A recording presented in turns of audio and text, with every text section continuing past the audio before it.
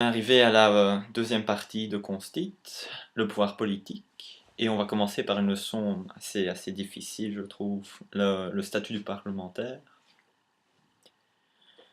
Difficile parce que, surtout la première partie des incompatibilités, je trouve ça assez atroce, mais comme il dit dans le syllabus lui-même, c'est un peu en labyrinthe juridique.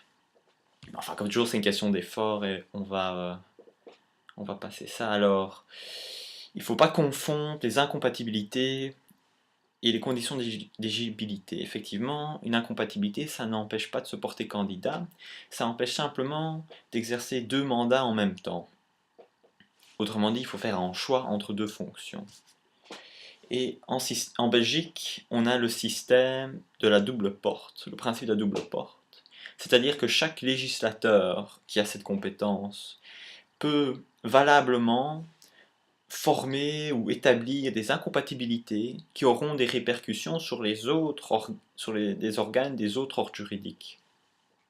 C'est confirmé par un arrêt de la Cour constitutionnelle, l'arrêt 74-92. Dans cet arrêt, on avait le Parlement flamand qui avait créé une incompatibilité pour les inspecteurs de l'enseignement d'être en même temps mandataires communal et provincial. Or, à l'époque, comme c'était en 1992, les pouvoirs locaux, c'était encore compétence fédérale. Mais elle a dit non, ils peuvent le faire, c'est tout à fait dans leurs compétences. Et donc, chacun peut établir des incompatibilités. Et la seule manière de ne pas avoir d'incompatibilité, c'est effectivement que aucun des deux pouvoirs concernés n'en a créé. Alors les incompatibilités, pourquoi est-ce qu'on fait ça? On fait ça dans l'espoir de moraliser tout le système parlementaire, de garantir une séparation des pouvoirs, d'éviter une confusion entre les mandats, et aussi pour éviter des pressions plus faciles et plus intenses de groupes extérieurs sur les parlementaires. Les premiers cas d'incompatibilité qu'on va étudier, ce sont ceux qui frappent donc les parlementaires, mais par rapport à toutes les autres assemblées. Dans un premier temps, l'article 49 de la Constitution prévoit qu'on ne peut pas être membre à la fois du Sénat et de la Chambre des représentants. Et puis, suite au traumatisme en quelque sorte du double mandat, quand qu'on est passé à l'élection directe, on a interdit tous les cumuls de mandats des assemblées à partir du moment qu'on était élu directement au fédéral. Donc si on est élu directement au fédéral, on ne peut pas être membre de l'Assemblée du Parlement flamand, du Parlement de la communauté française, du Parlement de la région wallonne, du Parlement de la communauté germanophone, du Parlement de la région bruxelloise. Et puis non plus, on ne peut pas cumuler entre les parlements des communautés. On ne peut que faire partie d'une communauté. Donc si on est parlementaire de la communauté germanophone, on ne peut pas être parlementaire de la communauté française ou du Parlement flamand, et vice-versa. De même, on ne peut pas non plus être parlementaire à la région bruxelloise, du Parlement de la région de Bruxelles-Capitale et du Parlement flamand. Il faut encore mentionner l'incompatibilité qui existe entre les membres, entre les députés de la région wallonne qui ont prêté serment en allemand et ceux de la communauté française, puisque le Parlement de la communauté française il est composé des 75 membres de la région wallonne et de 19 membres du Parlement de la région de Bruxelles-Capitale. Ça pose problème parce que ça veut dire qu'indirectement il y aura des membres de la communauté française, donc dans le Parlement de la région wallonne, on a forcément des germanophones, et donc il y aurait des germanophones dans la communauté française. Or, il y a une incompatibilité entre les deux. C'est pour ça on a prévu que si on a prêté serment en allemand alors qu'on siège au Parlement de la région wallonne, c'est notre suppléant qui siège de plein droit à la communauté française. Alors c'est le nouveau système, parce que l'ancien système, ce qui prévoyait, euh, c'était quoi? C'était quelque chose qui...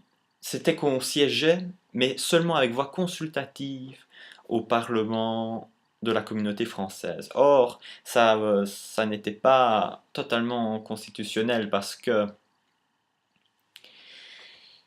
finalement, on ne respecte pas on crée on crée une incompatibilité. Or, il n'y avait pas de loi qui le prévoyait expressément. Donc, comme c'est un droit politique, il faut un texte qui le prévoit expressément. Ça ne respecte pas les droits et libertés fondamentales. Et en plus, ça ne respectait ni la répartition 75-19 du Parlement de la communauté française. Il y a quelqu'un qui siégeait à voix consultative. Le cas s'était posé avec l'affaire de Monsieur Evers. Et c'est pour ça qu'on a opté pour la troisième solution qui était de faire siéger son suppléant, et on a légiféré dans ce sens-là. Puis il y a puis on a l'article 50 de la Constitution, l'article 51 plutôt, l'article 51 qui prévoit l'incompatibilité au fédéral entre... donc j'ai sauté une partie où il y a encore les incompatibilités. Donc comme j'ai dit, il ne fallait pas confondre les incompatibilités avec des conditions d'éligibilité. Parce que, j'ai déjà expliqué, mais on a en cas où on a une véritable condition d'éligibilité dans le code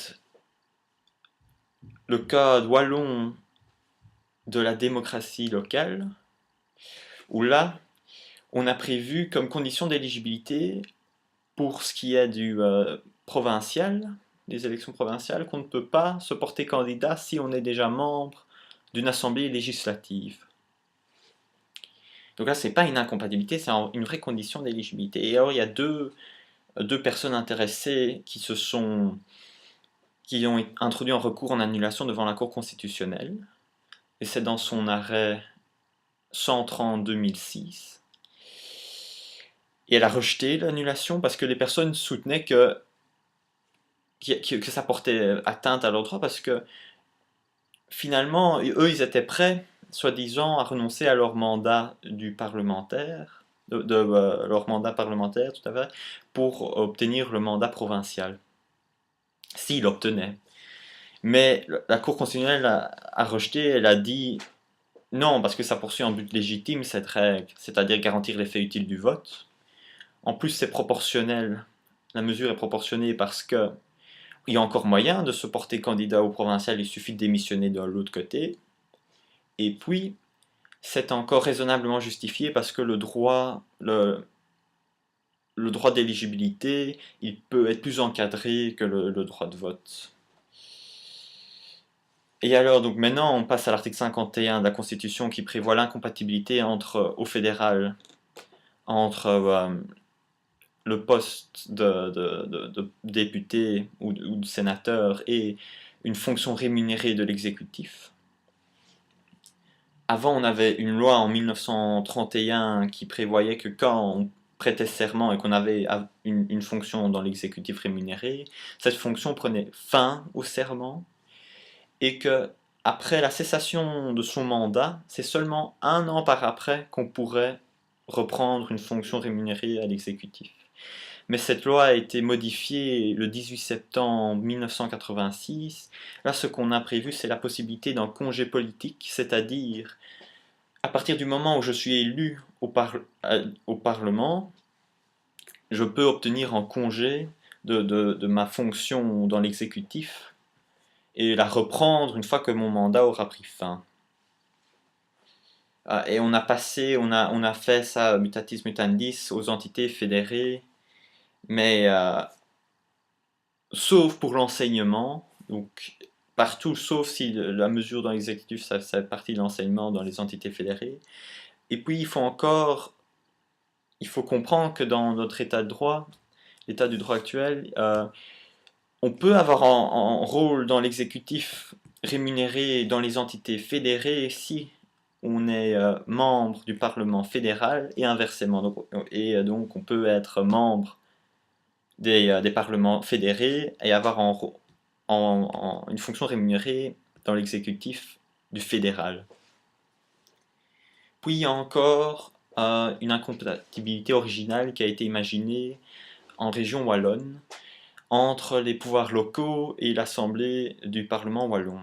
C'est une incompatibilité relative. Ce qu'on a prévu, c'est que seulement 25% des gens pouvaient cumuler les deux fonctions, et que ceux qui peuvent cumuler, ça dépend du taux de pénétration. Ils sont choisis en fonction du taux de pénétration. Ceux qui ont le taux de pénétration le plus élevé. Comment on calcule celui-ci? Il faut prendre des voix de préférence qu'a obtenu le candidat et puis diviser par la liste, le nombre de voix que la liste a obtenu. Alors, la section de législation du Conseil d'État était critique de cette norme. Elle soutient en effet que c'était contraire et à l'effet utile du vote, que ça n'était pas une incompatibilité et qu'il y avait une rupture d'égalité entre les candidats. Alors, c'est bel et bien une incompatibilité, même si elle ne fera pas tous les membres de l'Assemblée. De deux, il y a bel et bien un effet utile du vote, parce que ceux qui peuvent cumuler les mandats, c'est précisément parce qu'ils ont obtenu nos votes de préférence. Donc le vote fait une différence et détermine qui pourra siéger ou pas. Et puis, il y a une rupture d'égalité, c'est vrai, puisque ceux qui sont dans des circonscriptions où il y a peu de candidats auront plus facile à avoir un taux élevé de pénétration. Mais la rupture d'égalité n'est pas une conséquence de cette norme ici qui prévoit l'incompatibilité, c'est une conséquence des circonscriptions électorales, et la Cour constitutionnelle a déjà admis que les divergences qui résultent des circonscriptions électorales dans son arrêt 78-2005, c'est en mal inévitable. Puis on a encore des incompatibilités entre on ne sait pas vraiment pourquoi ça rentre dans cette partie-ci, mais entre des organes judiciaires, donc juridictionnels plutôt. On ne peut pas être à la fois membre du Conseil d'État ou de la Cour constitutionnelle ou de la Cour des comptes ou de n'importe quelle juridiction judiciaire ordinaire. Et puis on a encore des incompatibilités entre ministres et parlementaires au niveau fédéral. Donc là, c'est prévu par l'article 50 de la Constitution. C'est la même chose aux entités fédérées. Bon, là, c'est pas prévu par la Constitution, mais par le 888, hein, comme toujours. Et on a aussi rajouté une incompatibilité dans les entités fédérées entre la fonction de secrétaire d'État et membre de l'Assemblée. Au niveau fédéral, il existe aussi encore une incompatibilité entre parlementaires et mandat provincial. Celui-ci n'existe par contre pas entre parlementaires et mandat communal, sauf si on est en sénateur de communauté. Et puis on a encore passé une règle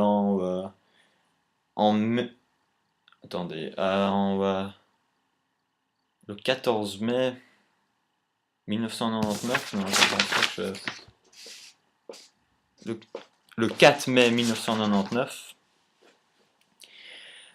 Et là, c'est donc partout, à tous les niveaux, on ne peut pas cumuler une fonction d'exécutif rémunéré, plus d'une fonction exécutive rémunérée avec en poste